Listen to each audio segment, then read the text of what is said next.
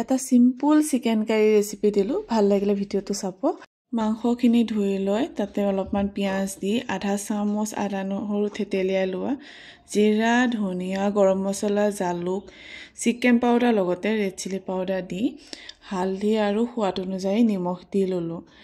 তাপা ইয়াতে মই 3 চামুচ দৈ দিছো দৈ দি ধুনিয়াকে গোটে মাংসখিনি খানি পেলে অলপ সময় ৰেষ্ট কৰিবলৈ থৈ দিম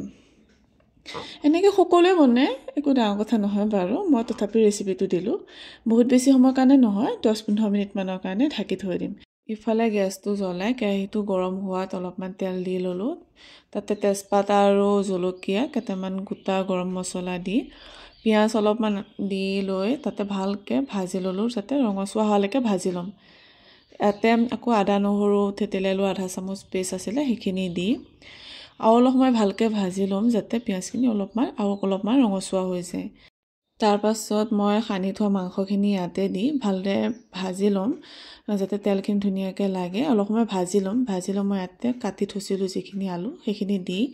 অলপ ভালকে ভাজি ঢাকি দিম অলপ টাইমৰ পাছত ঢাকনি খুলি তেতিয়া মাংসৰ পৰা যিটো পানী ওলাই সেইখিনি শুহালৈকে মই ভালকে ভাজি লম মাজে মাজে লৰাই থাকিব যাতে তলত নধৰে মাংসখিনি তাৰপিছত মই ইয়াতে 1.5 গিলাচ পানী দিছিলো আপোনালোকৰ ঘৰৰ মানুহ অনুসৰি দিব পাৰে তাৰপিছত মই এইখিনি মিলাই ভালকে এটা উতল আহালৈকে আকৌ ঢাকি থৈ দিম যাতে চাব পাৰে ধুনীয়াকৈ উতল আহিলে মোক ইমানখিনি পৰিমাণে লাগে এতিয়া গেছটো অফ কৰি কচুৰি মেথি দি ঢাকি থৈ দিম অলপ সময়ৰ কাৰণে বাই বাই